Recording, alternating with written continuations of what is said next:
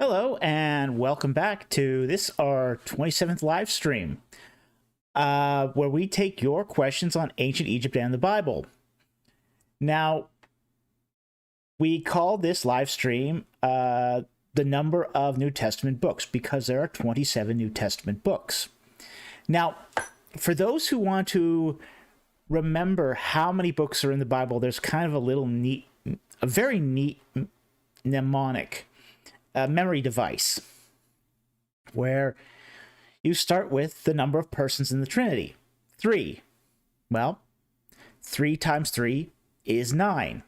So 3, 9, 39. That's the number of books in the Old Testament. And then 3 times 9 is 27, the number of books in the New Testament.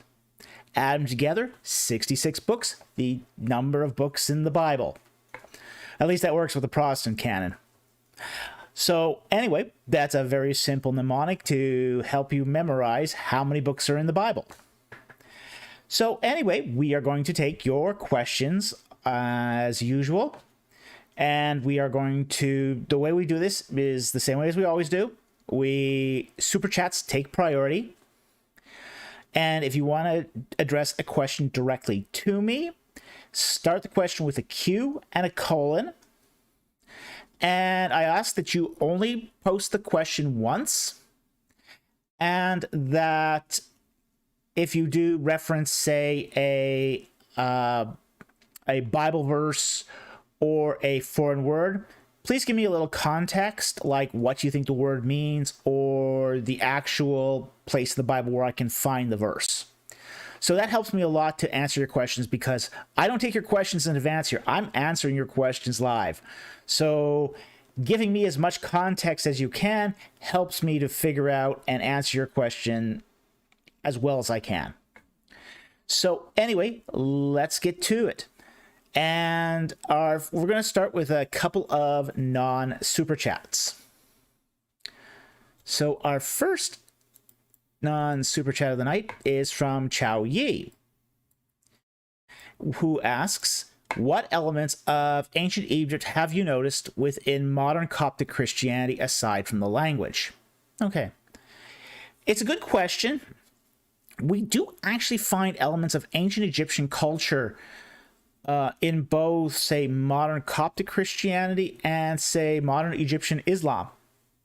Like, for example, the Bar Hagag festival in Luxor is supposedly for a Muslim saint. But what they have to celebrate this Muslim saint is a parade or procession that has these model boats. And it's very, very reminiscent of the ancient bark processional processions that say the cults at Luxor and across ancient Egypt used to do. You also see some personal hygiene habits too that sort of harken back to ancient Egypt. For example, using incense to purify themselves. Let's say, they didn't wash their hands. They can rub their hands in the smoke of incense and at that point believe that their hands are clean. They will also sometimes use perfume instead of bathing. Like, for example, if they skip a bath for 3 days, they will sometimes wear perfume instead, strong perfume. So this is one of the reasons why you find perfume shops all over Egypt. So, and I do, by the way, I think the perfumes at these perfume shops are amazing. So if you are ever a tourist in Egypt and you want to see some beautiful glasswork and some great smelling fragrances, highly recommend the perfume shops. So anyway, those are 3 aspects of ancient Egyptian culture that I think have survived to the modern day. So thank you very much for the question. Okay. The next non-super chat we're going to take is from F.H. Sanders. Will you do a popcorn review of the video Archaeology and the Bible Exodus by Michael Heiser? In this video, he argues for the early date of the Exodus. Okay, now, I know that Heiser he tends to lean more to the early date. He's also had some, reservations about that too. I think the problem with doing a review here of Michael Heiser on the date of the Exodus is that he's not really a subject matter expert here. And he's really also not that committed to the view. So the fruit really here isn't that ripe. So he's kind of answering the question as a scholar, but as something that's sort of outside his expertise. So I don't think it's a really good candidate for a popcorn review.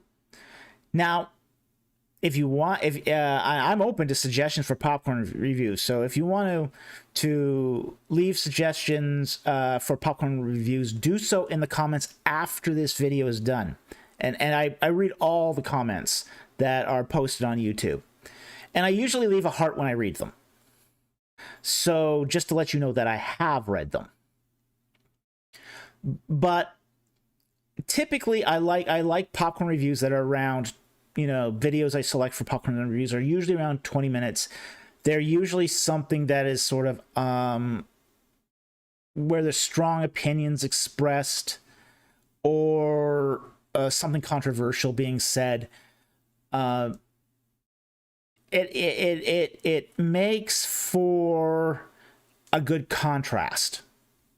And I want to see kind of a popcorn video review show contrast. So I don't think this is a good candidate for it, but there might be others of his works, like for example, his work on the Nephilim might be a good candidate for a popcorn review, but I have other candidates that I think are better at this point. So I probably won't be doing one on Archaeology in the Bible by Michael Heiser. But thank you for the question. Okay. I'm going to fire this up.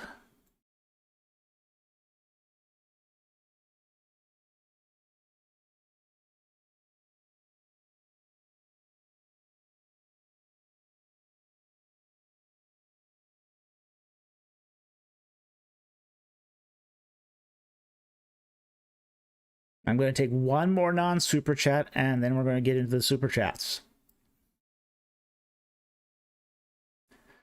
Okay, because there is one more question here that I saw I think is actually pretty good.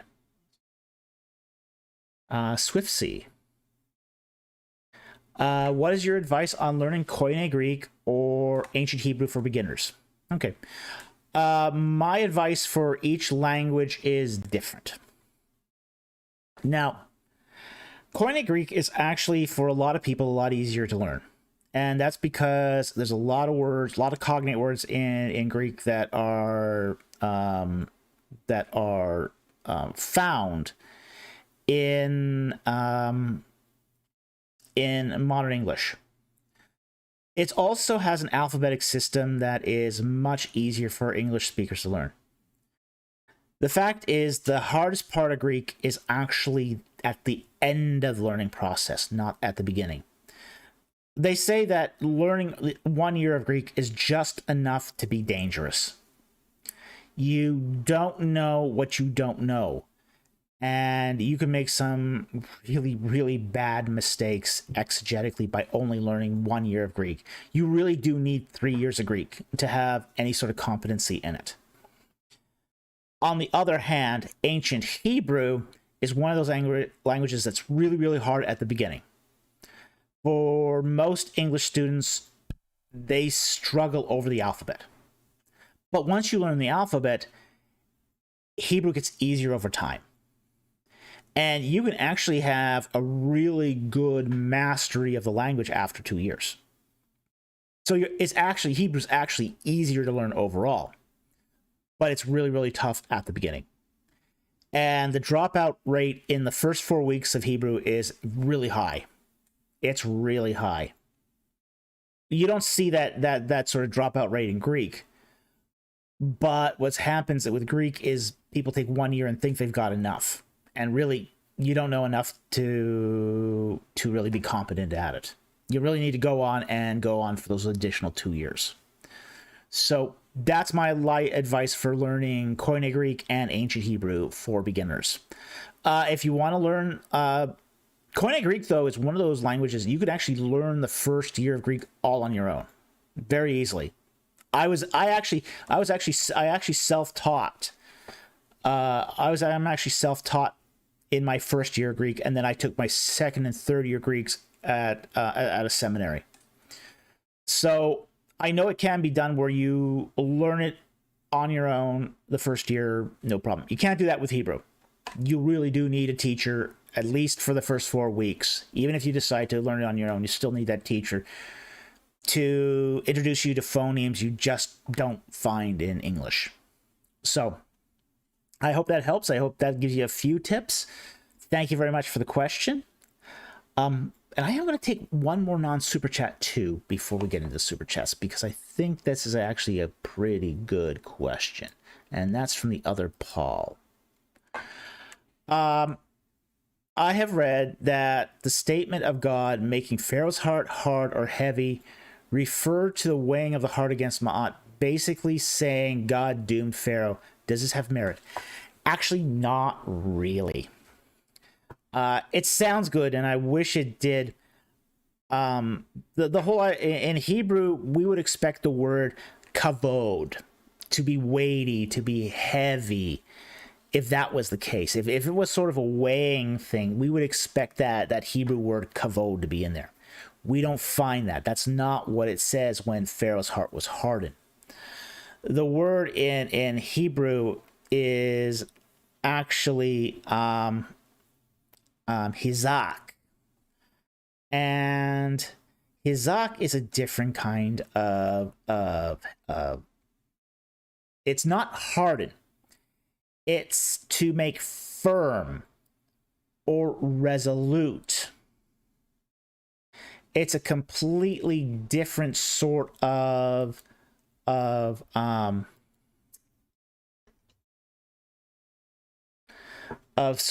terminology.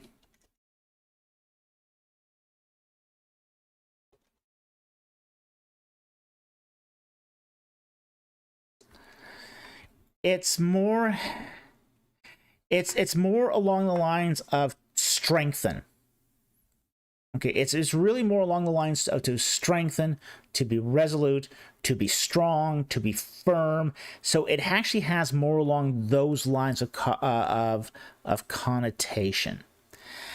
And kizak is just one of those words that, you know, doesn't really have any sort of interplay with a weighing of the heart. So, you know, while it does sound really good on the surface, it just the etymology, the language just doesn't work out here. So anyway, it was a very interesting question, which is why we took it. Thank you very much for the question. Okay. Let's start getting into the super chats, and right now we only have one of them. So,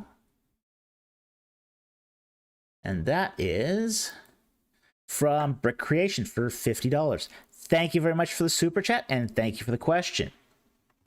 Hello, Dr. Falk. Exodus 12:37 mentions 600,000 on foot that were men besides children.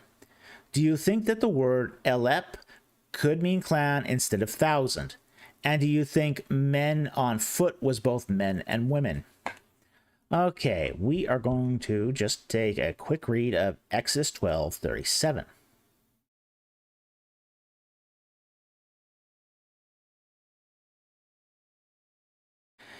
And it says, Exodus 12:37 reads, Now the sons of Israel journeyed from Ramses to Succoth, about 600,000 men on foot, aside from children. Now, the word here used for man is geber. And there is sort of an etymological issue here. It's in later Hebrew, it does come to mean man, but we find in its cognates, like Akkadian and Ugaritic, the Semitic cognates, that Geber has a meaning more along the lines of a hero. And it doesn't seem to be a genderized word in the cognate languages. Now, ultimately, in Hebrew, it does become a genderized word. But there is some question whether early Hebrew, it was a genderized word. It is possible it could have referred to both men and women. That is entirely possible. With that said, however, the question is really dealing with the word elef. And elef is it can mean 1,000. It can also mean a basically a contingent, a army, a clan, a large group. So it could possibly mean a clan. That is entirely within the scope of the word elef. As far as the actual counting of the numbers, the issue is going to then come into how do we then interpret, say, the census numbers in relation to the 600,000 here. And that's where things start getting a little sticky, which is you start having numbers that end in 50. There are actually some counts of the census where it seems to be generally round numbers, but then you have this 50 tagged on the end. So you might get, say, 41 elep and 50. So I'm not quite sure yet what to make of the 50. We do know that ancient texts exaggerate numbers. Whether that is because because they're using a different group noun, like clan, or host, or thousand, or army, whatever it is. So it's hard to say whether it's just meaning clan. It's hard to say if it means thousand, but they're using thousand in a completely different way. So we don't know enough yet to be certain here, but clan is definitely possible. It's definitely possible, and it's something that has been published in the research. So it's definitely a possibility. And it might even be one of those things where it's part of it, where we have, say, the thousands being clans, and the 50s, maybe they're just families or half clans. Because we do know, too, that that there were half clans as well, sometimes in Israelite society. So it is possible that a 50 might have been a half clan. So there's some possibilities there. We're not sure. The research is still ongoing on this. So anyway, I hope that answers the question as we best understand right now. It's a very difficult question, but I tried to give you give this the best answer I could. Anyway, thank you very much for the super chat. Very much appreciated. And thank you for the great question. Okay.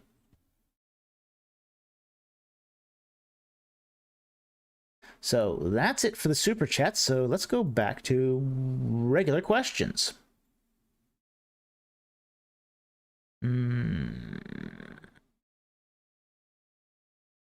Okay, I'm actually going to take this one. Put that back on.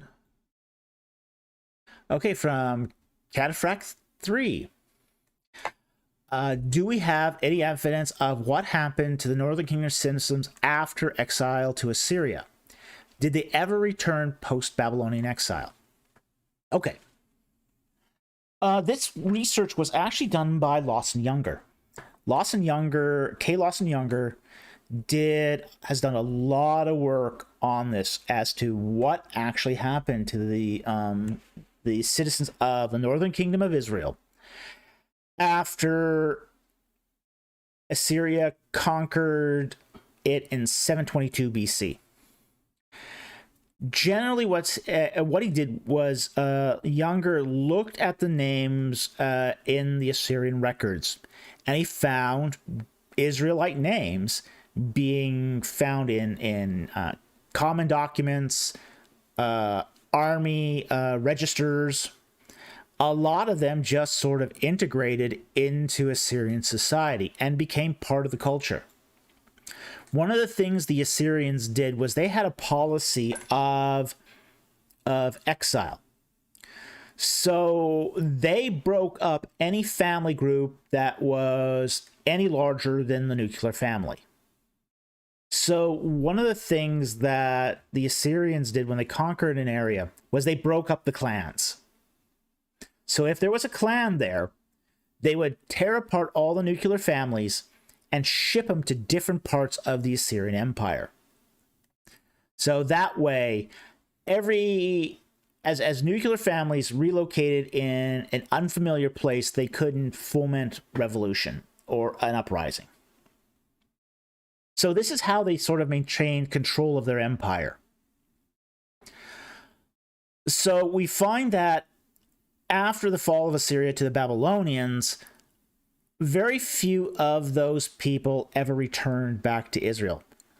Now, some of the Israelites weren't relocated. Some of them were actually stayed in the northern kingdom of northern area of Israel. But we also had other peoples being transplanted into northern Israel as well, that sort of married with the native Israelites.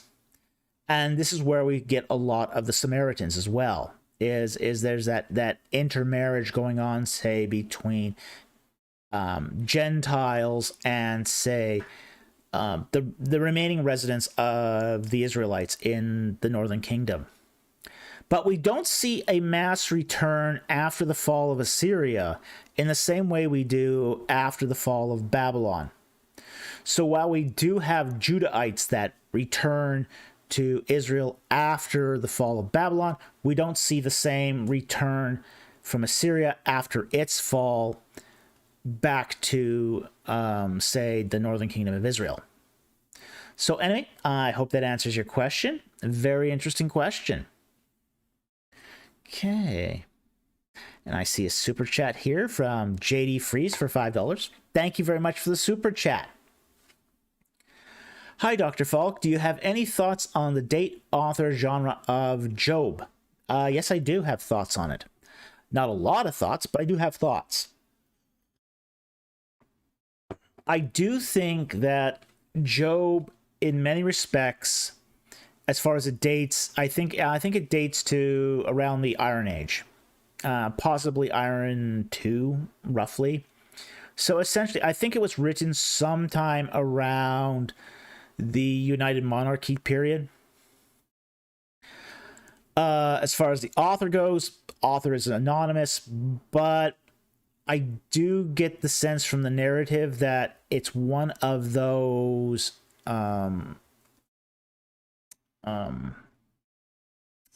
narratives that is basically being told amongst, say, the survivors of the Mitanni Empire who became Arameans and who were sojourners, say, among the Israelites. And I think this is one of those cases of intertextuality where Job was a figure that lived among the Arameans, and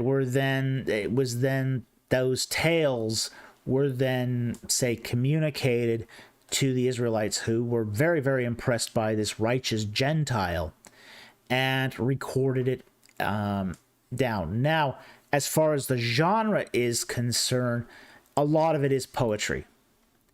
Now, that's not necessarily a bad thing. It's one of those stories which one of those books that is mixed genre. And I think one of the things we need to point out when we talk about, say, the Bible too, is it isn't one book. It's many, many books. And it's many documents. The Bible is not a book. It's a library. It's a library and an archive. It's a library and an archive. it has within it entire books. And some books are collections of documents. So it's both a library and an archive. In the case of Job, we have this mix of genres. There's a narrative section. There's also a poetic section. So we have to be careful about how we exegete both the narrative and the poetry here. Now, because something is poetry doesn't mean it isn't true. In fact, in the case of Israelite poetry, we do see that it is compressed and sometimes amplified language. Poetry is meant to convey things such that they're more true, so they're more compelling. So it's a tool of emphasis and comparison. And this is true of most ancient Near Eastern poetry. It isn't just true of, say, Israelite poetry, but it's true of both Egyptian poetry and even Mesopotamian poetry as well. So this is just a feature of ancient Near Eastern poetry. Now, I think that covers most of the questions. So the date, again, is I would say Iron Age, possibly late Iron Age 1, early Iron Age 2. The author, we don't know. It's an anonymous book, but it does seem to have been something the Israelites recorded. And I think that from Hivite or Hurrian sojourners. And the genre is a mix of genres. It's a mix of genres. It's both narrative and poetry. So anyway, thank you very much for the super chat. Very much appreciated. And great question too. Okay.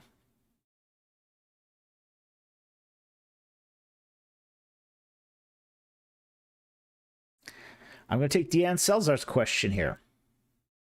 Besides Job, does Genesis have names that seem non-Hebrew? Oh, yes. Potiphar is a non-Hebrew name. It's a good Egyptian name. Pa-di-Re. The gift of Re. It is definitely a... it's definitely an Egyptian name.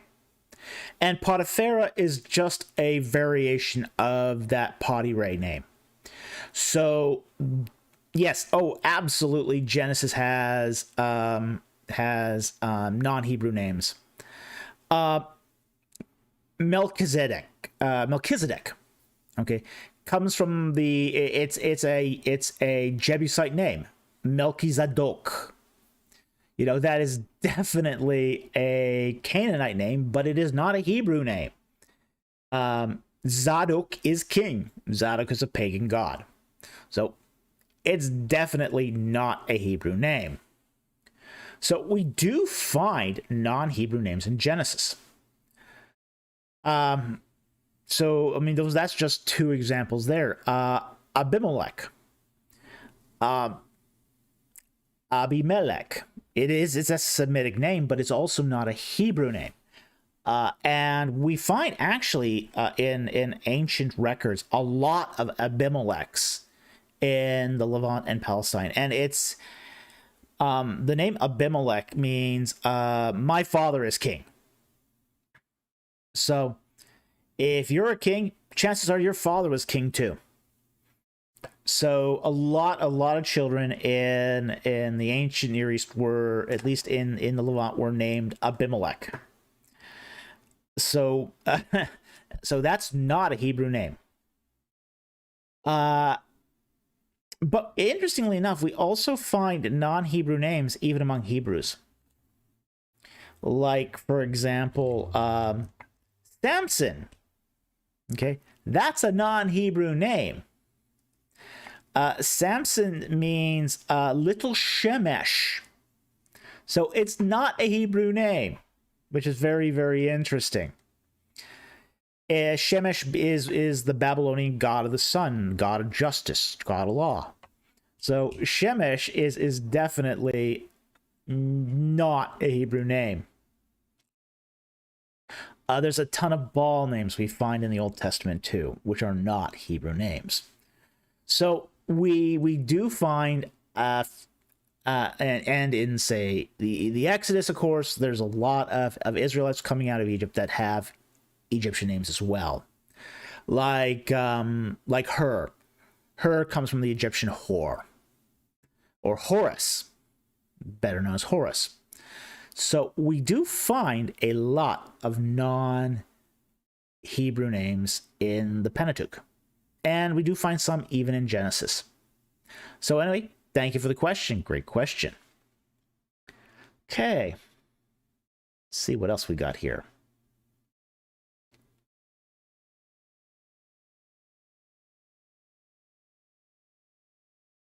Let's see.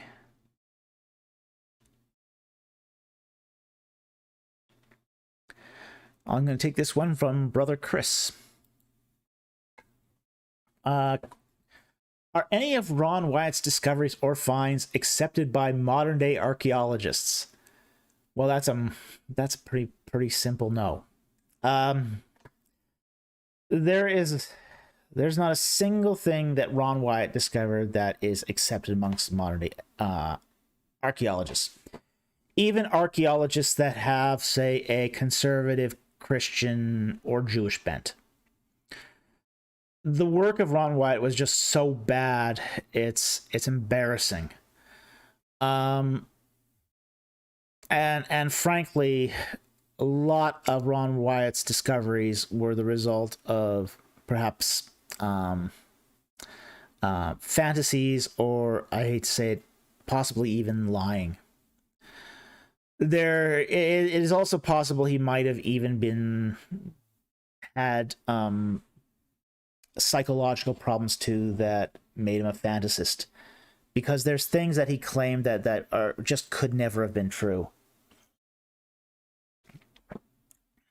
For example, his dive off the coast of the Red Sea to see the chariot wheels, which in 1984 he claimed was over 200 feet deep, which would have been a world record for that kind of recreational scuba gear at the time.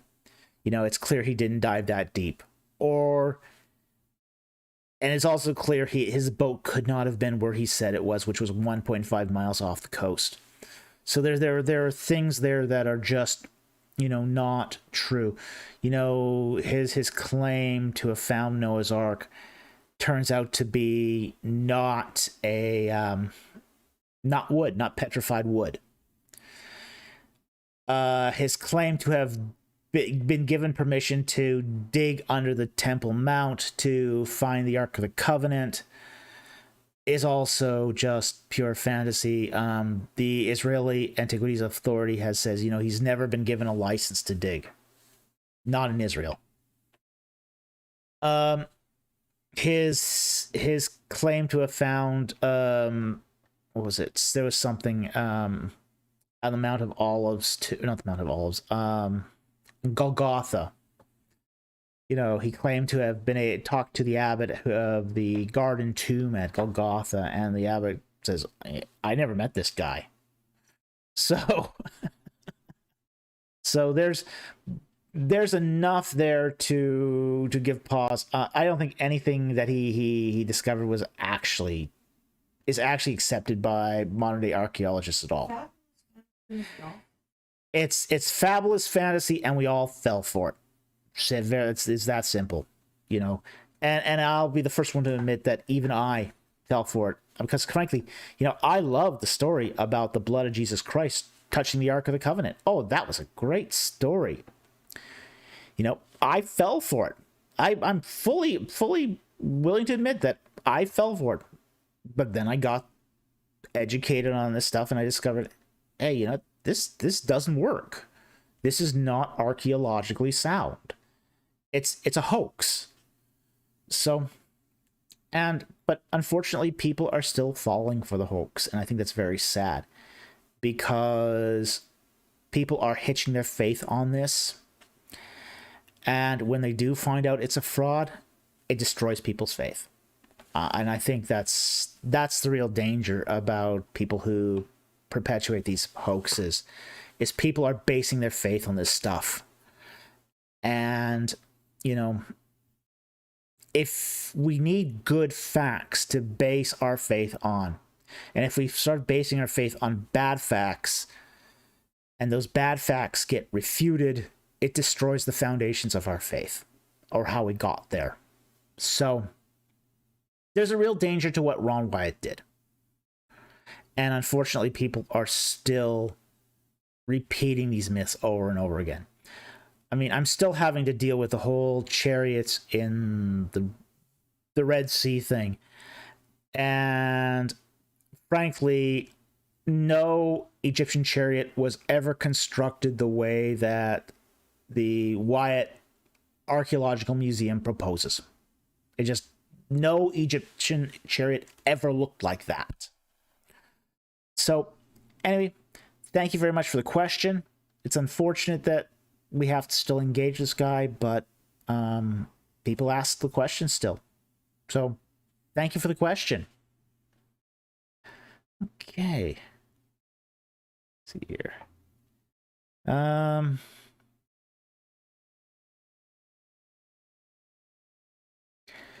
Okay, I'm going to take this one here by Rufus John. Do the Samarias have anything to do with the Bible? Not really, actually. One of the problems with the Samarians is they are very, very early. They are very, very early. And they're more or less superseded by other empires by the time the Israelites are even at that, you know, starting to enter into the process of being enslaved.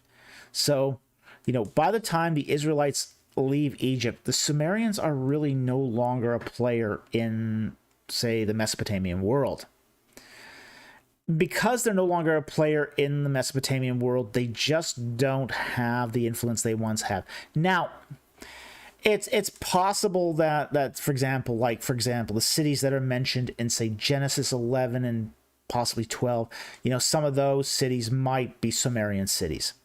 But that's really going to be more or less the extent of the influence that the Mesopotamian culture is going to have. Afterwards, say, the Babylonian culture, the Akkadian culture, the and even to a small extent the Elamite culture, they're going to have a lot more influence on, say, the Bible and its content than, say, the Sumerian culture. So it'd be nice if the Sumerians had more to do with the Bible, because the Sumerians have an interesting culture, but I don't see a lot of cultural interaction with the Sumerians in the biblical texts. So anyway, thank you for the question. Okay.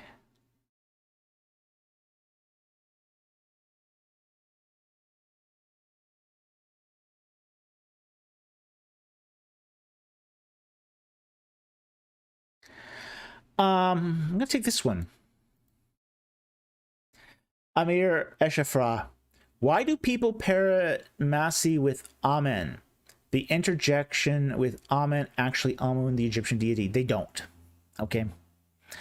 Amen and Amen, you know, are two different words. They're etymologically different.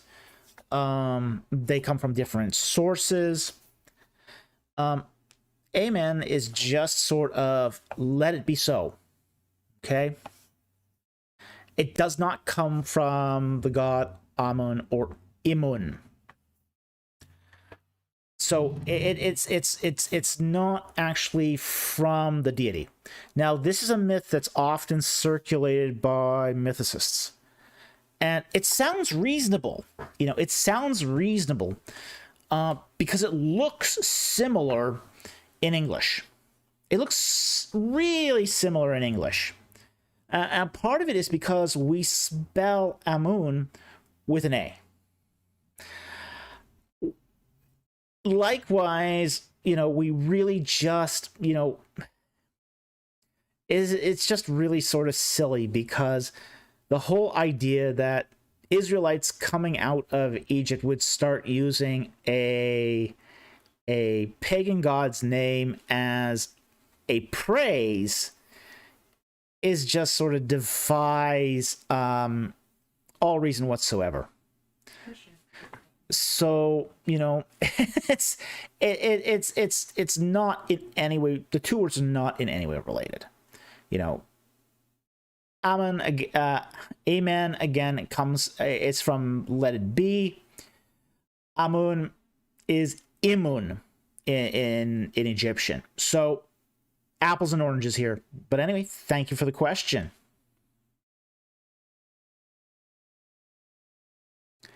Okay, I'm going to take this one. We're back to super chats here.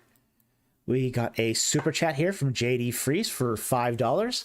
What do you think of the supposed big void found in the Great Pyramid by the Scans Pyramids project? Ooh. I know about this.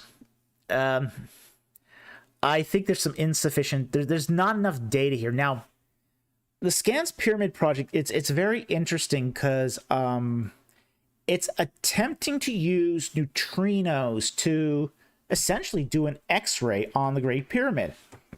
I think that's fascinating. I think that's fascinating science, to be able to set up some neutrino detectors and try to sort of do an X-ray of the Great Pyramid. I think that's actually pretty cool science.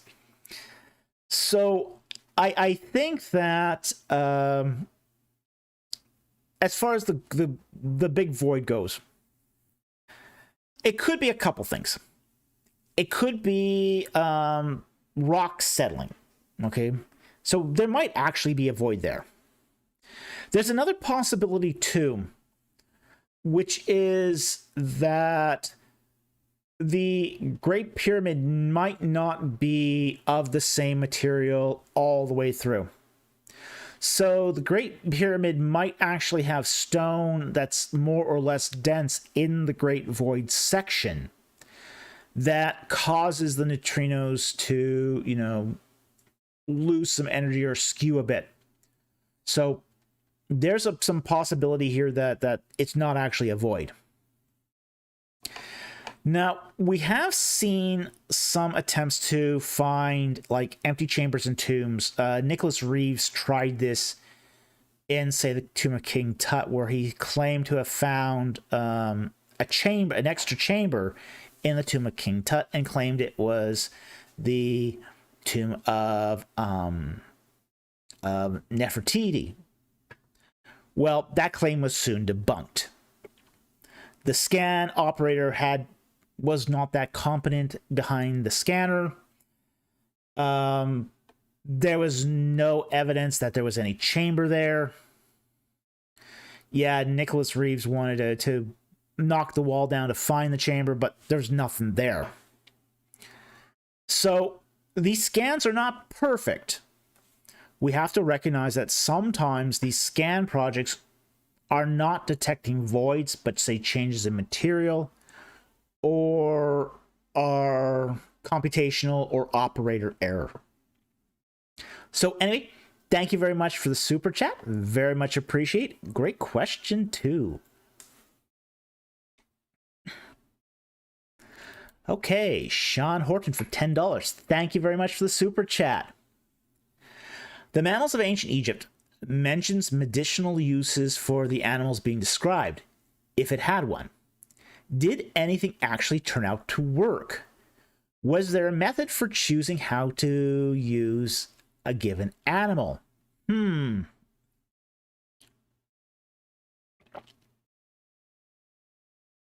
wow.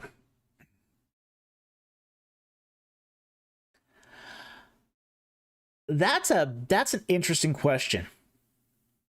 When I was in college, I did my first year of college. I was in a science program, and one of the courses I took was biology, and there was a optional module, and one of the modules the optional module I took was on herbal medicine. Because I had an interest in it from a scientific perspective.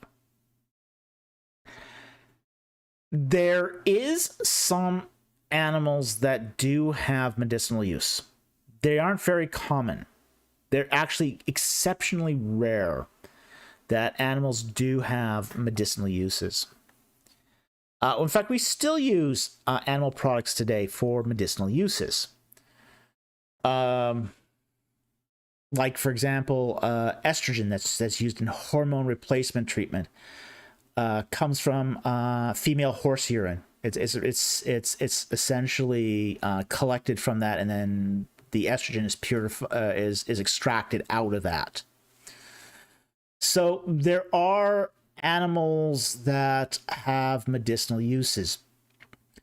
I don't think the Egyptians, however, had anything refined enough to actually use a animal remains in a way that could be an effective medicinal treatment. I'd have to look more at, for example, say Papyrus Ebers, the medical papyruses. There's also another large medical papyrus too. I think might be Wilbur. I can't say off the top of my head. That's it for sure. But the Egyptians actually had several medical papyruses that had a variety of treatments, but they did not use animals all that often, animal parts, animal remains all that often in that. But without suffice that to say, however, I'd have to look into it a lot further before I could actually say for sure if anything of these actually worked. But a lot of this too is sympathetic magic.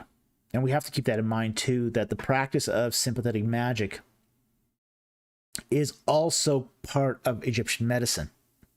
Like, for example, the famous Sothic cycle was actually used to time the administration of medicine. It was thought that during the rise of Sothis, that was the ideal time in the year to take medicine. So we have to understand that magic played a large part in Egyptian medical practice.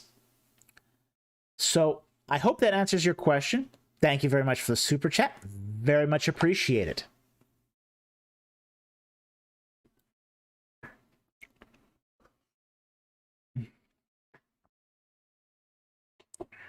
Vic M for $30. Thank you very much. Very generous super chat. Very much appreciated. Just here to support the channel, and I encourage others to become Patreon members and support Dr. Falk's book project on the plagues of Egypt. Thank you very much. Your support really matters. It helps keep this channel going. It helps us improve the quality of these videos. A lot of you have commented that you love the content, but the new camera is really great too. And that's directly thanks to our Patreon supporters. Our Patreon supporters paid for the camera. Very much appreciate it. You guys do matter. You guys make this work. And while I love to make the content, I cannot do it without you. So very much appreciate the support. Thank you very much for that very generous super chat. Very much appreciate it.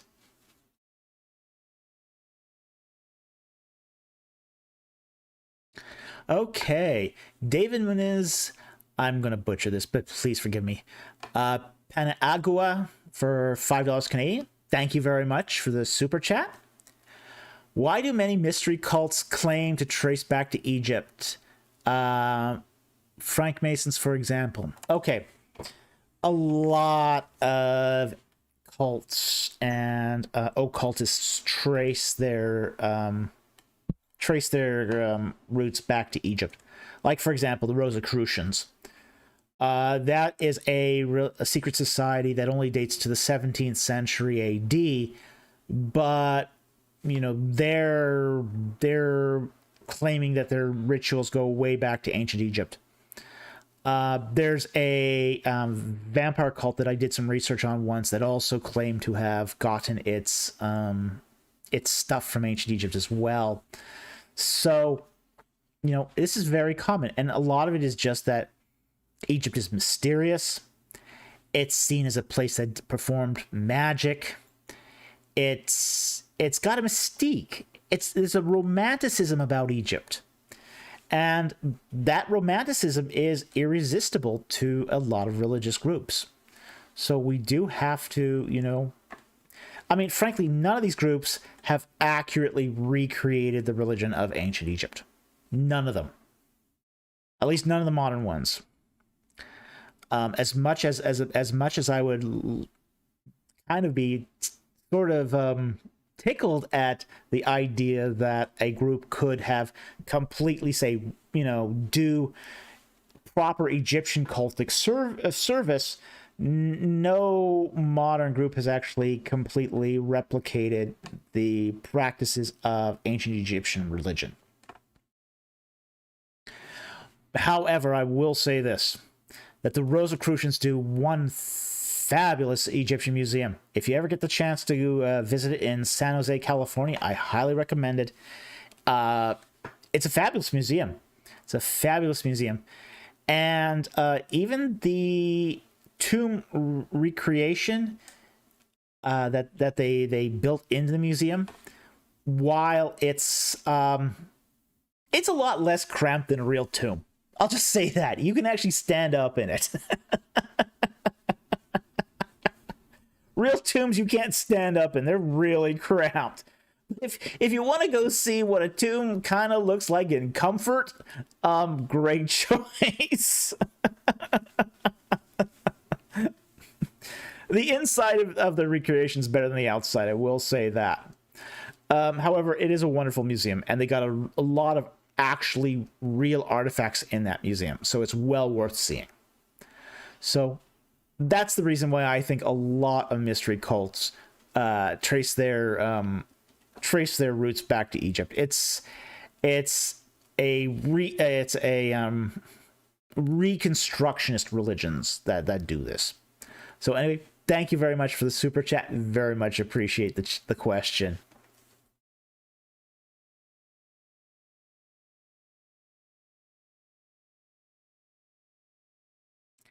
Okay, Studio of Greatness for $5.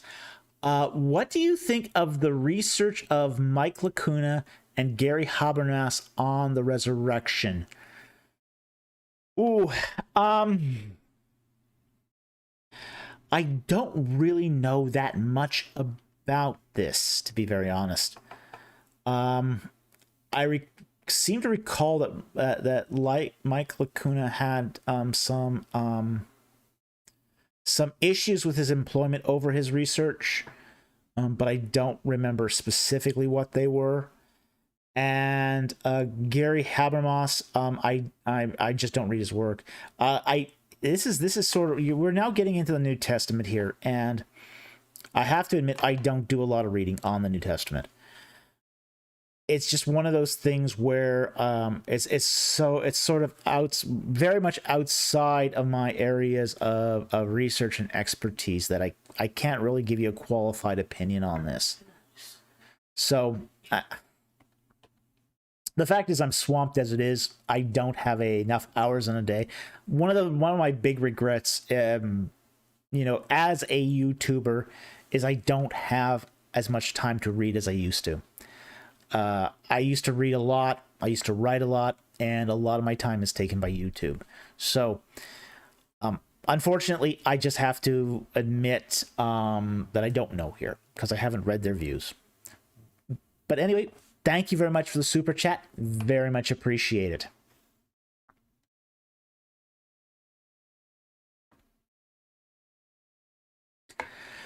David Munez Panangua, again for $5. Thank you very much for the super chat. Would love to have you make a video about the celebration of the opening of the Sphinx's Avenue yesterday. Yes, I had heard something about it. I haven't seen it. It would be interesting to see. I know that the Egyptians have been sort of, revamping, for lack of a better word. They're sort of revamping Cairo to make it more tourist friendly. with the new gem museum in Giza, which is supposed to be huge and spectacular if they ever get it done. And frankly, Cairo could be a little more tourist friendly. It's not the easiest. It's not that easy to get from Cairo to Giza. So I think there could be a lot more done to make it, say, more tourist friendly. But it's also a city that's growing very, very rapidly as well. So in my years of going to Egypt, I've seen a lot of change there. An absolute lot of change. My first trip to Egypt, the only place you could get a cell phone SIM card was at the airport. Today, there's a cell phone shop on every block. You can go to just about any block of any city in Egypt and buy a cell phone. It's that easy. I mean, my last trip, I didn't even bother picking one up at the airport. I just waited till I got to Aswan to pick up a cell phone card. Because, they're all over the place. They're all over the place. You can get cell phones all over the place in Egypt now. It's one of the most fastest growing industries in Egypt is cell phones. So you're seeing just incredible change. When I first got to Egypt, there was still chronic poverty. Well, last time I went to Egypt, which was just in February, they were opening diabetes clinics left and right because people were eating too much. So, and obesity went through the roof. In just a few short years, it was just crazy. As I said, it was like night and day. First trip, there's still chronic starvation. Second, last trip, obesity everywhere. It's just like, whoa, how did this happen so quickly? Just phenomenal. Hard to believe. So, yeah, there's a lot of change happening in Egypt right now, and I will check out the opening of the Sphinx Avenue, and maybe we'll see. All right. Thank you very much for the super chat. Very much appreciated. All right. Linguist Ammo, good to see you again, friend, for $5. What do you think of the Book of Joshua possibly being a land grant much like the Treaty of Alak, more specifically AT 456? Wow, now that's a technical question.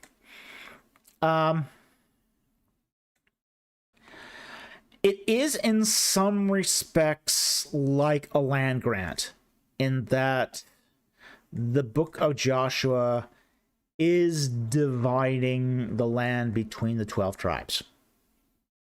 Okay.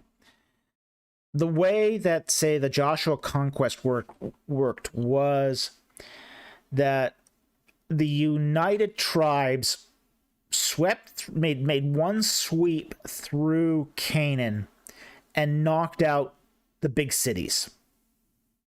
The cities of major opposition, like Hatzor, like Jericho. They drove out some of the really sort of tougher. They softened up they softened up Canaan for the rest of the tribes to move in on their own and possess the land, to take the inheritance. So there does come a point where, say, the tribes gather in conference to divide the land amongst themselves. So there does seem to be an aspect of the Book of Joshua being about, say, a division of land, a land grant between, say, the various tribal groups. Now, I don't know anything about the structure of the Treaty of Alalak. So I'd have to look into that more to give more detail. It's not a treaty I've read. So I need more information of that to see how exactly it does compare. But prima facie, it's not unreasonable. So without that said, though, that's probably all I can give you on this for the moment. So anyway, thank you very much for the super chat. I appreciate it. It's a good question. It's a very technical question, but I haven't read that treaty, so okay. Next super chat is from Gizbo SBOL for $5. Thank you very much for the super chat. Why did Hatshepsut claim in the Spios Artemetos inscription that Semites in the Delta were expelled in her time when the Hyksos expulsion was long before? Ooh.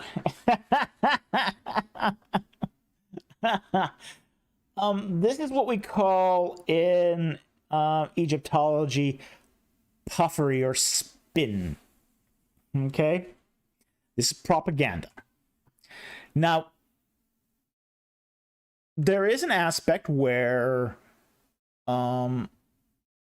people took credit for the deeds of the past. Okay? We are fully aware that by the time of Queen Hatshepsut, the Hyksos were completely driven out. They were not an entity anymore. They were essentially done by the 3rd year after their abandonment of Avaris. They hold up at Gaza one last time, and then they're crushed. So they make their last stand at Gaza, and Ahmose I crushes them in the 3rd year. So they're done at that point. The Hyksos are not coming back. They're wiped out at that point. So one of the things we see is in monumental inscriptions, and we have to remember all monumental inscriptions are religious inscriptions. So they're meant to be offerings to the gods. We do find certain things repeated over and over and over again in monumental inscriptions. One of those things, like for example, we find, say, the goddess nursing scene repeated in monumental inscriptions. So Hatshepsut is nursed by the goddess Mut. We find this also done with Thutmose III, Thutmose II. So there's these motifs that get repeated over and over and over again. Claims that, say, temples were run down and then restored by the current king. Well, that motif is also repeated. Like we find this in the restoration stela of King Tut, where he says, his predecessor, let all the temples go to pot, and he restored them to new glory. Well, Hatshepsut says the exact same thing. Her predecessor let it all go to pot, and she restored all the temples to new glory. So there's a repetition of the deeds of the past that kings seem to do in Egypt. And they seem to do it on monumental inscriptions that are religious in nature. And this claim by Hatshepsut that she expelled the Hyksos seems to be one of those repetitions on a religious monument for devotional or glorification purposes. So we don't know why exactly she did it and why here, but that does seem to be what's sort of underpinning it. It's this sort of repetition of the deeds of the past by somebody else that she's possibly taking credit for in proxy. And that was done too. We have to also remember too that doing things in proxy was also something that the Egyptians did. then that's some of this comes down to the way that the Egyptians viewed phenomenology. So, like for example, if somebody did a great offering to a god, a fabulous offering, full of bread, beer, meat, linen, gold, and every good and pure thing, well, most people didn't do those kinds of hetep dinisu, but you could do the same thing by just saying the words or writing an inscription with the words. That was considered to be equivalent to having done that big offering.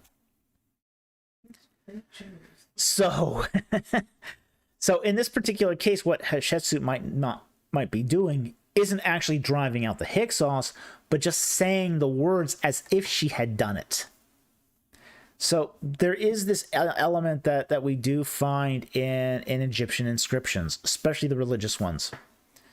So anyway, I hope that answers your question.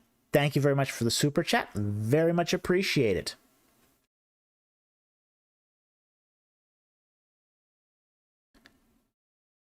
Okay. Roger Marshall for €5. Thank you very much for the super chat. I was recently challenged about the historicity of the Exodus account. What is a good short answer? Depends how they challenged it. I mean, there's a lot of different challenges to the Exodus account. And each sort of challenge has a sort of a different response. Some people will challenge the Exodus account as saying, well, we have no evidence for Moses. Some people will say we have no evidence of the Israelites in Egypt. We have no evidence of Yahweh worship in Egypt. And in some cases, it's just a misreading of our Bibles. Like, for example, the idea that the Israelites worshipped Yahweh in Egypt. Well, they didn't worship Yahweh in Egypt. Moses brings Yahweh to the Israelites, and they worship Yahweh when they leave Egypt. So they're not worshiping Yahweh in Egypt. So it's really going to depend on what the challenge is. If you have something more specific, I might be able to give you a better answer. But again, it depends what we mean by this. Some people will just like for example, Israel Finkelstein's great objection to the historicity of the Exodus is we don't find the Exodus in the 15th century. Well, that's a misreading of the biblical texts. Of course, we're not going to find it in the 15th century because the historical context of the Exodus is all 13th century. So we wouldn't expect to find it there. But that's Israel Finkelstein's sort of big thing, yeah. And in his book, The Bible on Earth, when he writes about this, it's really fascinating because he talks about there's no evidence for the Exodus, and then you flip 2 pages and he says, well, if there's any hope, if there's any possibility for the Exodus at all, it's in the 13th century. Like, well, duh. So that's the short answer. Well,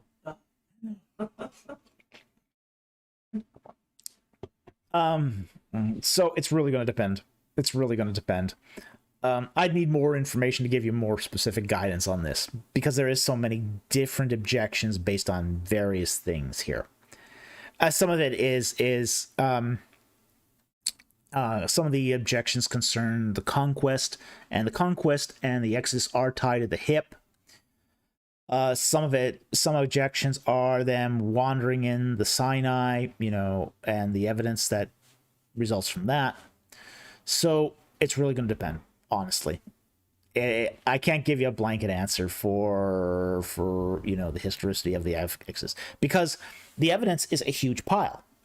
It's a huge pile that and this is how historians work too. We have to remember this is how historians work, is that historians don't give you pat answers. Historians give you the data, the evidence, and they build a large inductive case of pile upon pile upon pile upon pile of evidence. And we draw our conclusions from the evidence. I did an interview on a apologetics channel once, and many apologists, I love apologists, but they do get a little impatient sometimes. And he wanted the zinger. This is the one soundbite of evidence that will prove the Exodus. And it just doesn't work that way. It doesn't work that way. Because it's a slow, cumulative case of evidence. And the evidence is good. And we got a fair amount of it. But it does take patience to go through. So the one-line zinger isn't going to be there. So a good short answer might not actually be a reasonable case. And frankly, if you really want to prove something like, or at least show the viability of the Exodus as a reasonable proposition, you do really need to work through the evidence. And frankly, I'd encourage you to learn the evidence for yourself. You know, not just rely on a good short answer, but really explore the evidence. And I would recommend I have a series on the evidence for the Exodus. I also have another set of another playlist on YouTube that talks about perspectives on the Exodus. So go through those videos and sort of really start to learn the evidence. And then when your friend does challenge you, you then have a whole toolkit that you can then use to address many different challenges. So anyway, thank you very much for the super chat. Very much appreciate it. Okay, I think that's all the super chats. So let's go look for non-super chats.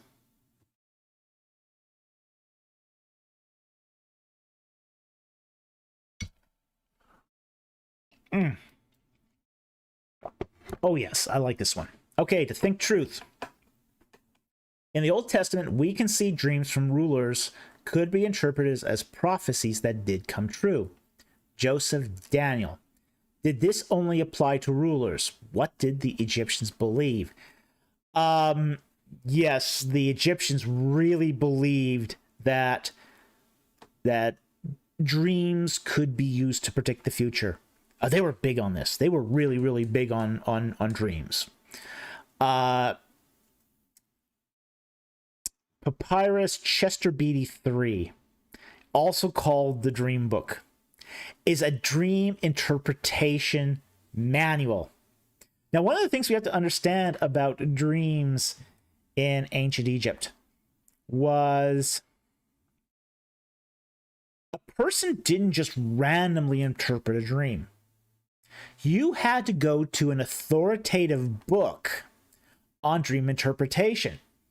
So if you had a dream, you went to a priest who looked it up in a dream book, and if it was there, he could provide an interpretation. If your dream wasn't there, however, he pretty much had to say, I don't know. So it's very, very interesting. We do see a lot of these dreams. Like, for example, if you, some dreams are, for example, good in, say, the dream interpretation books, but Joseph interprets them as bad and vice versa. Like, for example, Joseph, when he interprets the dream of the cupbearer, and he says to the cupbearer, or the cupbearer says, you know, I have this dream where I am squeezing grapes and making wine into the cup of the king. And Joseph says, that's a good dream. It means you will be with the king shortly. Now, if you look up that same dream in an Egyptian dream book, it will say, bad. It means your life will be squeezed out. It's not a good dream in an Egyptian dream book. This is why the cupbearer is panicking when he gets that dream. He's thinking, I'm a dead man. and Joseph tells the cupbearer, hey, don't worry. This is not a bad dream. This is a good dream. It's going to work out just fine for you. Just please remember me when you're in front of the king. Of course, he promptly forgets. But you know, this is sort of the difference between someone who is talented at interpreting dreams, who is seen as gifted. In ancient Egypt, a person who could interpret dreams was considered to be unusually gifted. So, but it suffice it to say, it did not only apply to rulers. Common people had these dreams too, and they were commonly interpreted. And Joseph interprets them for common people. He's interpreting these dreams for people who are in prison, the baker and the cupbearer. Okay? So Joseph is interpreting these dreams for common people. And common people in Egypt had these dreams and wanted interpretations for them. So yes, very common in Egypt. We have evidence for them. And frankly, they still do this today. The average Egyptian today still believes in dreams as having the ability to predict the future. And I've heard some stories where, you know, somebody will say, hey, you know, I had a dream where I was eating meat with you. And it means this is a good fortune. This is a good sign. It means we're going to have a meeting and it is going to become great wealth out of it. So these things still apply. These dream interpretations are still used in Egypt today. So thank you very much for the question. It was an interesting question. Okay. Let's see here.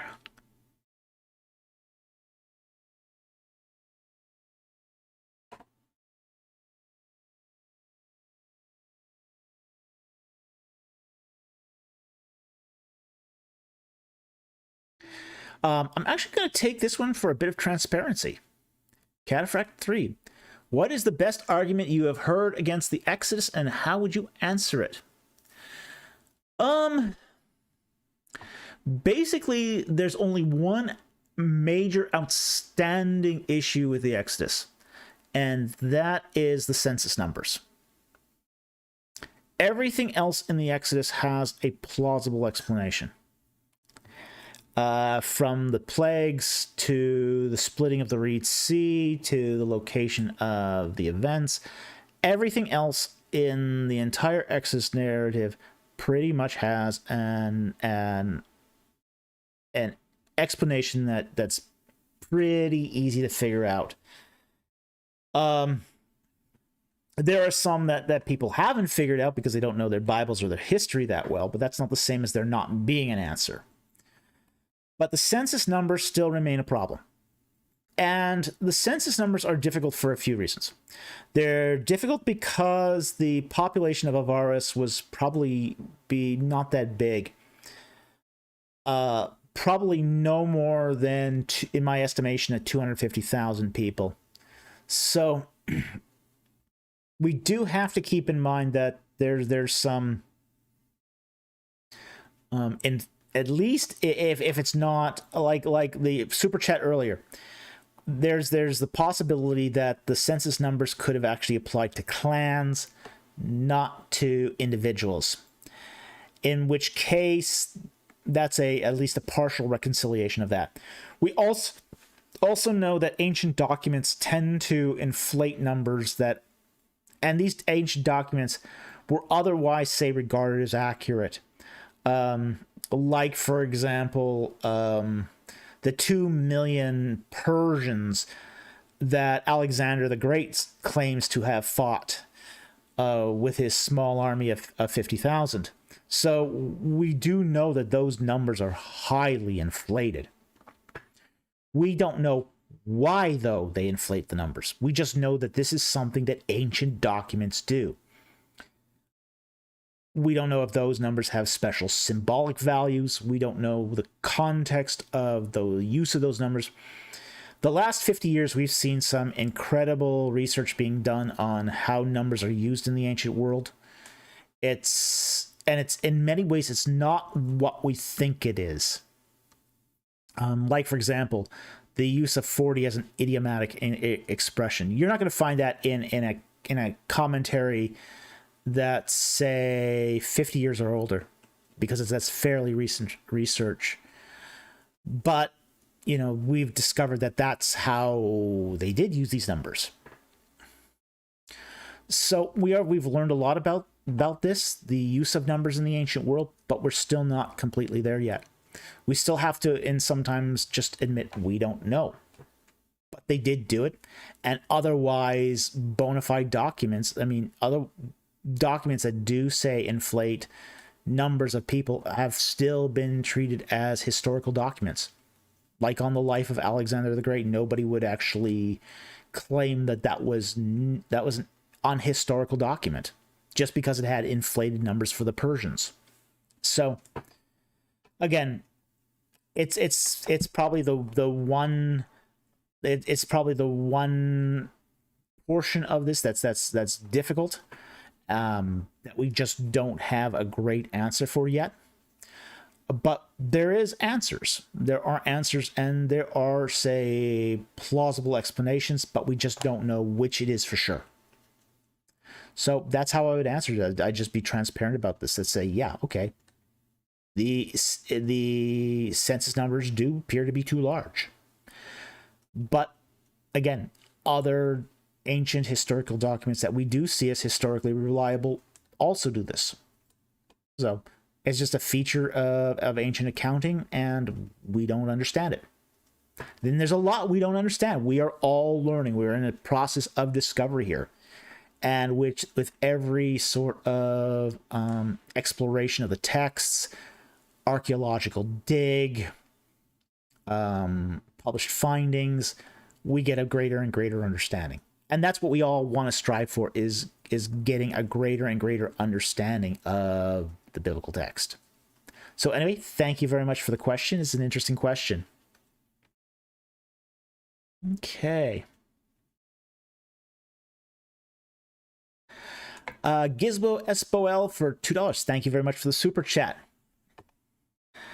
Does the Merneptah Stela disprove 18th dynasty Exodus? Well, it certainly doesn't help it. One of the things about the Merneptah Stela is it happens, the Merneptah Stela really talks about the Libyan invasion during the 5th regnal year of King Merneptah. And in the Merneptah Stela, it talks about, there's a couple things in there that I think are very interesting. But it talks about, in the poetic section at the end, it compares, it's a poetic section, it's arranged in couplets, and the couplets are using ancient Near Eastern poetry. And it's using ancient Near Eastern poetry to compare and basically, compare like things. Like it talks about the pacification of the Hittites with the defeat of the Libyans. It talks about the cities on the coast, Gaza and what it later calls Canaan. It then talks about the cities in the Judean foothills, Gezer and Yenoam. But then it talks about these two tribal groups, and they're definitely tribal groups, the Hurrians and the Israelites. Now, the Merneptah Stela is a 13th century document. So if it's talking about, say, the Israelites, sharing the Judean foothills with the Hurrians, then we got an issue for an 18th dynasty exodus. Is they were supposed to drive out the Hivite. This is one of the groups that is supposed to be driven out. And yet, Israel is encountering not just the Hivite, the Hurrian, but has also encountered Merneptah's army as he marches through Canaan and the Judean foothills. And we know that Merneptah did actually campaign into the Judean foothills, because we find his cartouche at Gezer. So he did make it to Gezer. So it's very conceivable at this point that the poetic section does refer back to an actual campaign.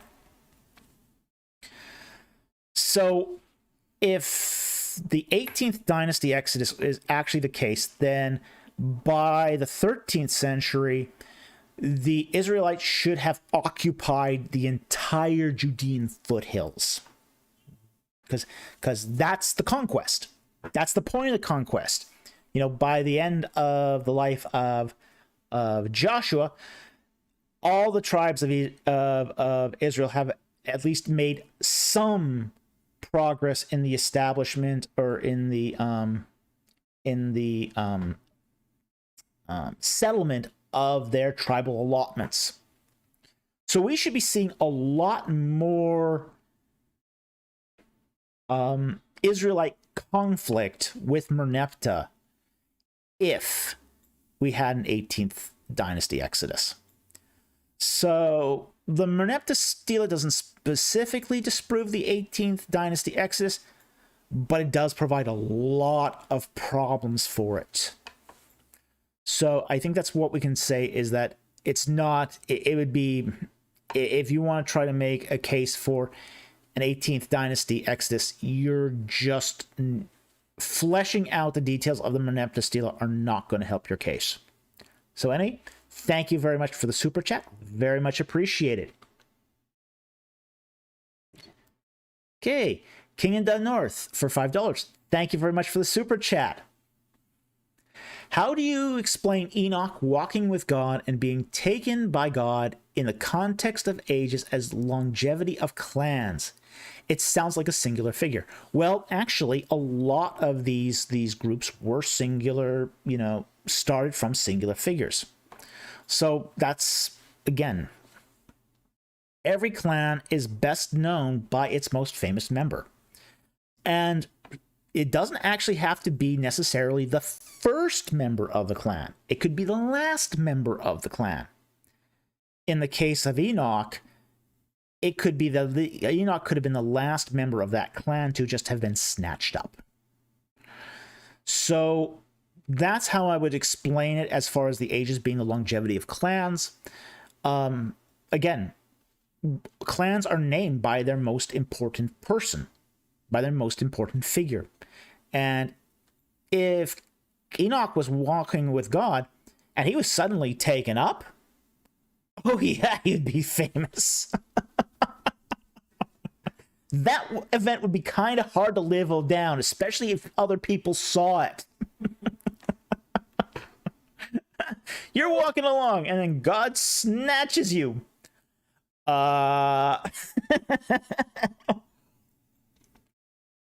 You think the movie Left Behind's kind of freaky? Well, this is the antediluvian version of this. Yeah. So what we've got here is basically the clan of Enoch being, say, named after its most famous member, which happened to be taken away. So, yes, again, all these clans are named after singular figures. The name of the clan just carries on via its name as the singular figure. Essentially, the life and death of memory, as well as the person. So, That's how I would answer that. But thank you very much for the super chat. Very much appreciated. Sentinel Apologetics for Australia, $5 Australian. Thank you very much for the super chat. It's good to see you, Rob. Blessings. Just want to send some love your way. Well, thank you. Always appreciate the love. And I saw your live stream today with Michael Jones. Very interesting, inspiring philosophy. For those who it was a great live stream. I think it really sort of teased out what happened as far as the hit piece that Josh Bowen and Kip Davis did on Michael, inspiring philosophy. So it was a great live stream. It was a great live stream, and I watched it. Phenomenal. Well worth watching, and I think more people need to view that video because I think it really sort of brought out some of the problems that come out of, say, atheistic propaganda, for lack of a better word. But anyway, I love that live stream. Again, this live stream took place today. So after you finish watching today's Q&A, go to Sentinel Apologetics channel and check out their live stream from today with Michael Jones, Inspiring Philosophy. So anyway, it was great to see you again, Rob. And oh, there's another one from you. Okay, let's see. I've been having fun last night laughing at Kip Bowen. Well, I have to admit, I had fun laughing at Kip. He's kind of become a caricature of himself. And he really has nobody to blame but himself. You know, he's so precipitous about this, you know, it's just, wow. It's foolhardy, some of the stuff he actually says. So you wouldn't think a guy with a PhD would have this sort of gaps in logic, but there it is. So anyway, I had fun watching it. So and I really appreciate the super chat. Thank you very much. All right. Wow. Another very generous super chat from Vic N for $30. Well, thank you very much for the super chat. Very much appreciated.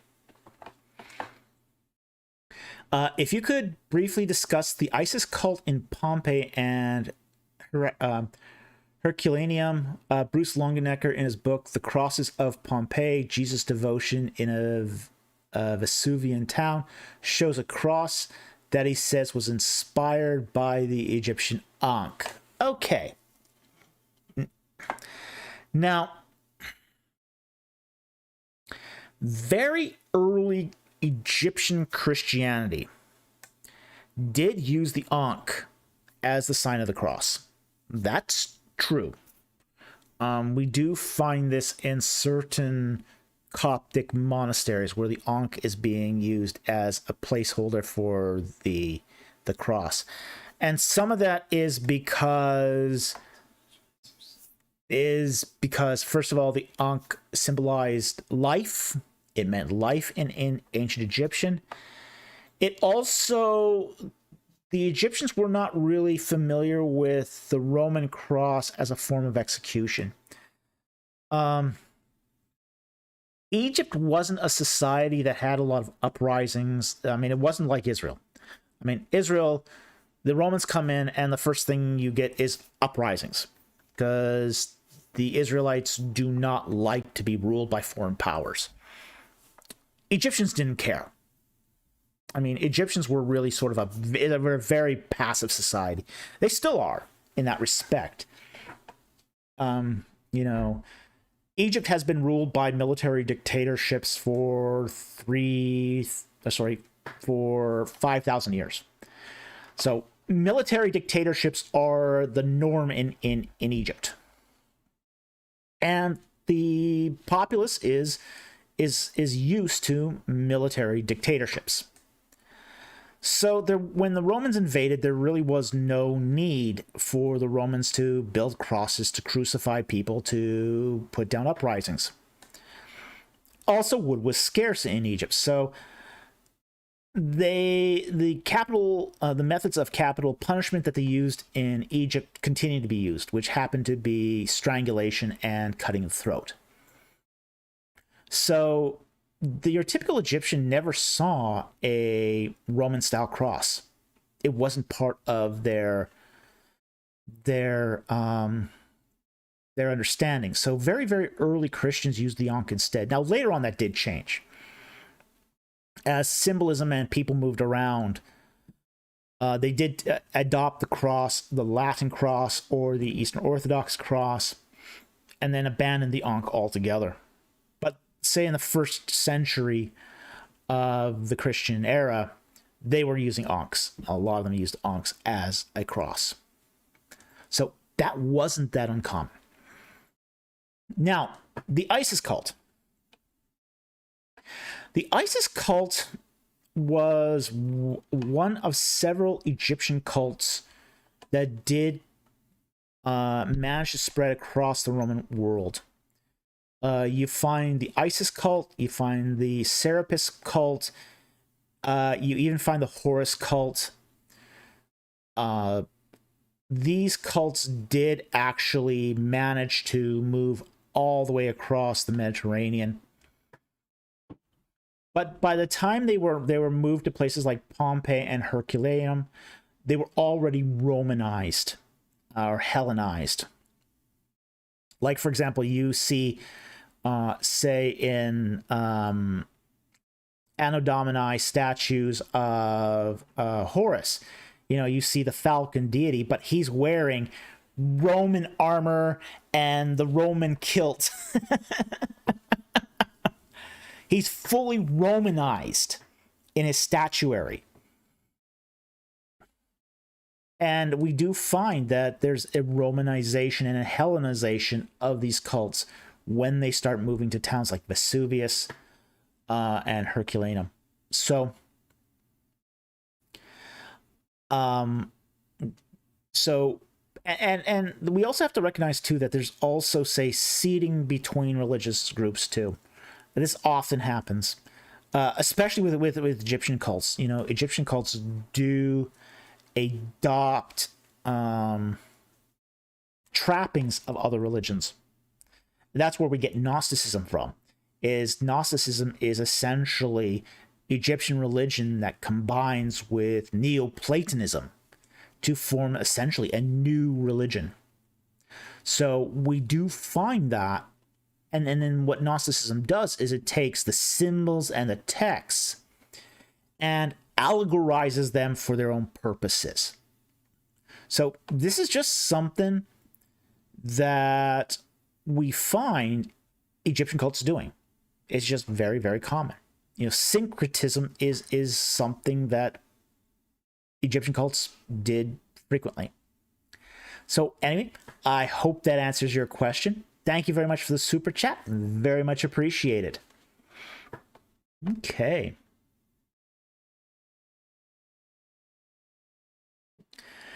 RG Strategy for $5. Thank you very much for the super chat. So Egypt basically had their first open festival in thousands of years on the very same day as U.S. Thanksgiving. Also, favorite part, Thanksgiving meal. Yep.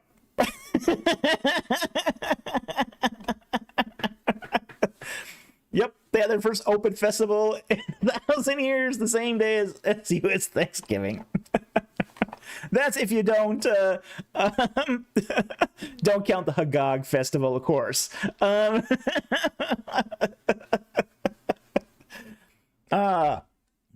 My favorite part of Thanksgiving meal? Well, okay. I'm on a ketogenic diet to treat diabetes. Okay. So I'm not actually allowed to eat a lot of carbs. Yes, I make exceptions for popcorn, but that's an exception. That's not a rule. I don't eat a lot of popcorn. I only do it for the popcorn reviews. I used to love stuffing when I could eat the full Thanksgiving meal, but nowadays I'm just restricted to the turkey. So for me, my favorite part happens to be the turkey skin. A good crispy turkey skin for me is just, oh, I love a good crispy turkey skin. Delicious. Okay. Yeah, we didn't do turkey this year, so... well, there's the answer. That's my favorite part of the turkey is the turkey skin. The Thanksgiving is the turkey skin. So it's essentially the only piece of the Thanksgiving dinner that I can still eat. So anyway, thank you very much for the super chat. Very much appreciated. Okay. Now we have passed the hour and a half mark. Oh, we just got another super chat from Sean Horton for $10. Well, thank you very much for the super chat. What precipitated the realization that the 40 years was an idiom for an unspecified amount of time only about 40 years ago? It was a paper done by Julian Reed where he started looking at, say, temple dedication inscriptions. And it's just one of those cases where we started working backwards. And sometimes that happens in scholarship, where you make a discovery by starting somewhere else and having to work backwards. And what happened was that Julian Reed started working on temple dedication inscriptions. And he discovered that most temple dedication inscriptions were not numerically accurate. They weren't an exact count of years, but they used these combinations of numbers. Like, for example, 12 times 60 or 12 times 40. You know, they you know, started looking at that and saying, okay, well, these numbers obviously mean more than just a specific count of time. In Egypt, we find the count like 400 or 4. So, you know, these were numbers that seemed to have special significance within the respective cultures. So then we start at that point, you know, we started there and then sort of worked back to, okay, let's look at these numbers in other contexts. And, you know, then we started looking at things like the Moabite stela, where it talks about the 40 years of the reign of King Omri. Well, he only reigned 12. So obviously that's not exact either. And it's not even close. 12 and 40 are not close. Not at all. So then other scholars started looking at the incidence of 40 in, say, the Old Testament. Or even the New Testament, for that matter. You know, where it talks about, say, you know, Moses leaving Egypt after 40 years, being in the desert for 40 years, and then coming back for the Exodus, and then leaving and then wandering in the Sinai with the children of Israel for another 40 years. 40, 40, 40. We have kings that reigned 40 years. You know, David reigned 40 years and Solomon reigned 40 years. We have the 40 days and 40 nights of Jesus Christ. We have, you know, in the case of the wandering of Moses, it was like, okay, you know, after he's a shepherd at Midian, he puts his after, you know, he's supposed to be 40 plus 40 at that point, so 80. He puts his young wife young wife on a donkey and 2 sons. Well, those sons would have been fully grown at that point, so if he really was 80 years old. So, you know, that poor donkey.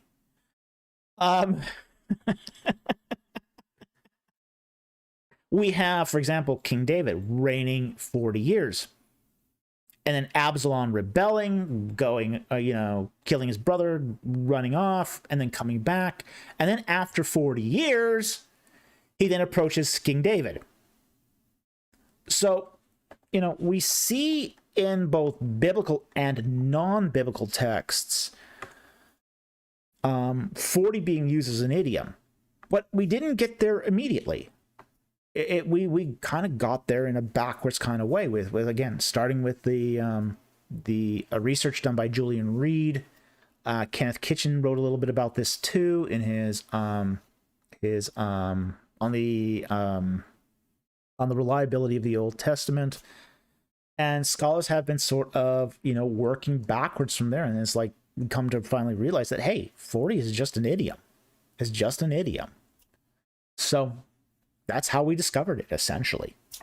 So anyway, thank you for that super chat. Great super chat. Very much appreciated. Okay. We are at 9:50 right now, and we are going to start probably wrapping this up. So I'm going to take one more question, and then I have another question in reserve here. And then we're going to call it a night.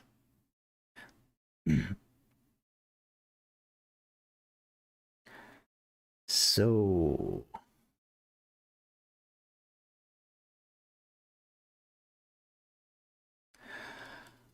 someone snuck in another super chat. Okay, we'll take it. CNMK for $4.99. Thank you very much for the super chat. Very much appreciated. Is there any value at all in the historical critical method? Ugh. Oh. Yeah, the whole idea of source criticism has its problems.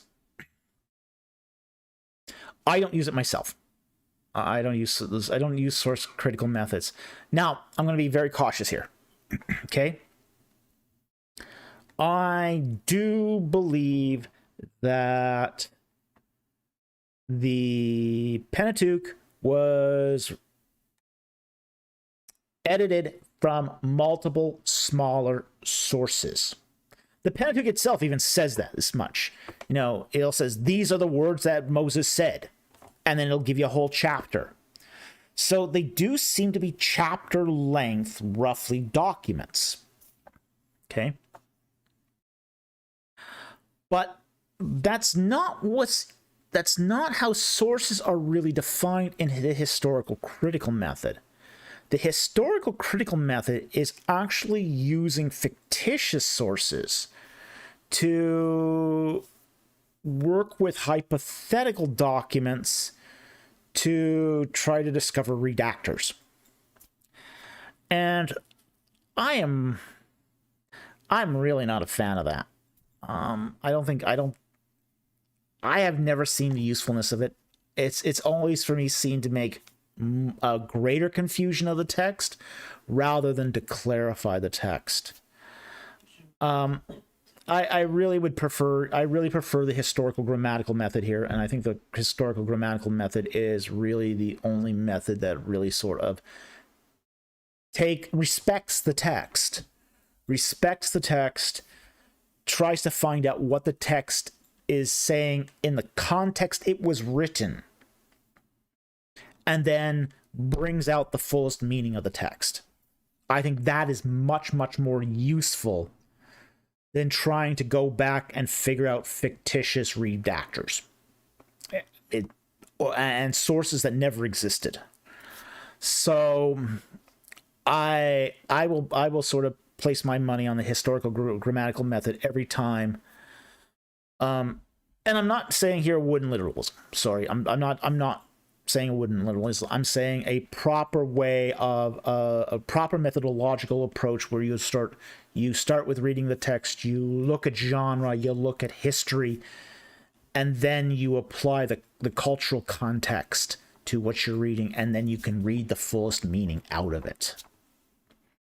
So I'm all about getting the most out of the text and setting it properly in its context. I don't think the historical critical method does that well. I think it does it really poorly because it's not focused on generating meaning out of the text. It's focused on sort of sitting in judgment of the authorship of the text. And I think that's going to get the results that you sort of are priming the pump to receive. So there's some confirmation bias worked into historical critical method I don't think is very sound. So anyway, I hope that answers your question. Thank you very much for the super chat. Very much appreciated.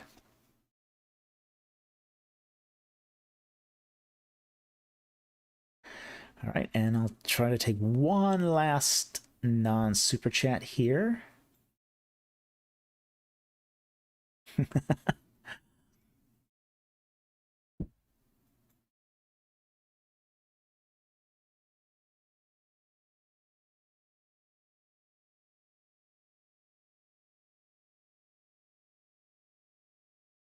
I am not going to touch the historicity of Thanksgiving. Although I did see the question.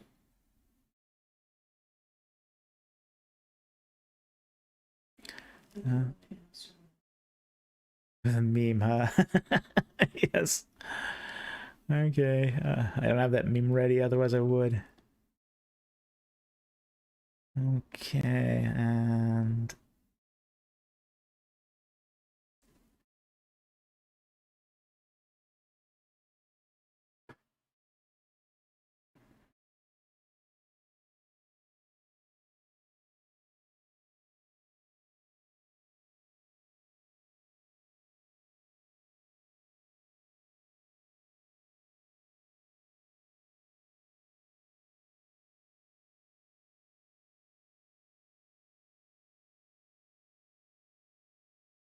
Ooh.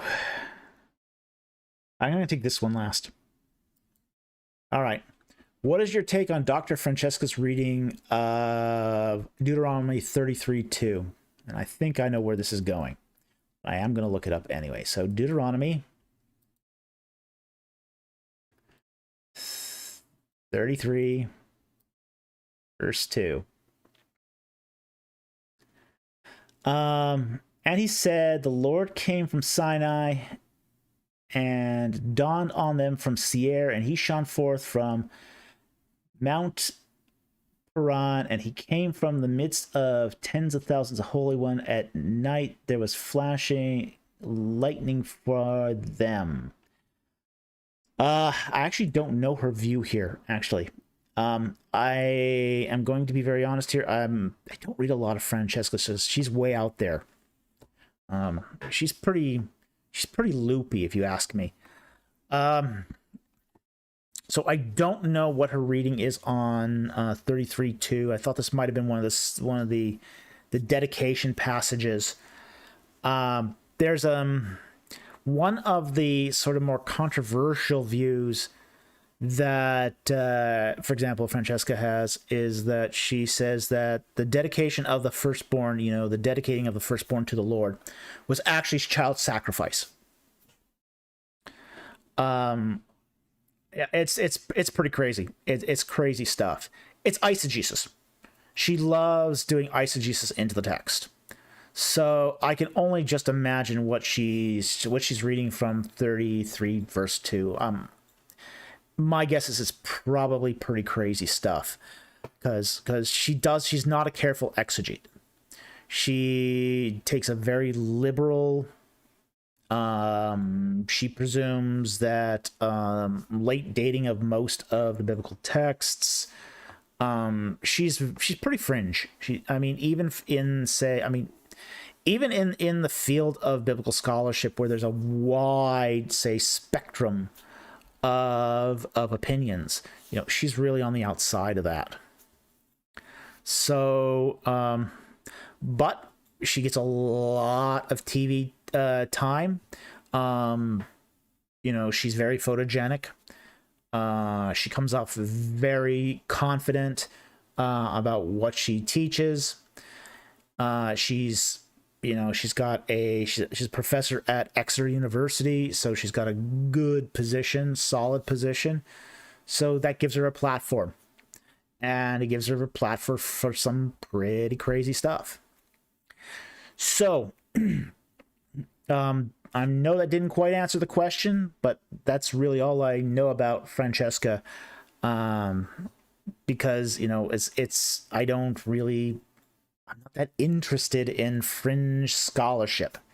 That sort of extreme, extreme liberal scholarship is just not something that interests me. So I tend to not read it unless I'm actually looking for something along those lines. So anyway, thank you very much for the question. I'm sorry I couldn't answer it better, but that's all I know about really Dr. Francesca. So I'm going to call this a night here, and I've got one last sort of question here, or comment. And this I actually took from, let's see, I'll take this off here, from the last live stream. Eddie Vasquez. He said, "Why'd the music stop? Was jamming out." He's talking here about our closing theme that we end all our videos with. And we only take a snippet of it. It's from a song, and one of the previous questions also was, "That's a great song. Who said it?" And it's a composer who goes by the name of Velocirabbit, and he gives me permission to use his songs in my videos. So that particular song is "Lost in the Desert," and he's given me permission to play the whole song at the end of this live stream with some of my photographs from ancient Egypt. So I have the banners on there. So what we're going to do is we're going to close the night with the complete song "Lost in the Desert" by Velocirabbit. So with that said, I want to thank all our subscribers. I want to thank everyone who gave a super chat tonight. Thank you very much. Your super chats help fund this and keep us going. I want to thank my Patreon supporters. They really pay for our equipment upgrades, and those who have contributed to the GoFundMe project. We really, really appreciate it.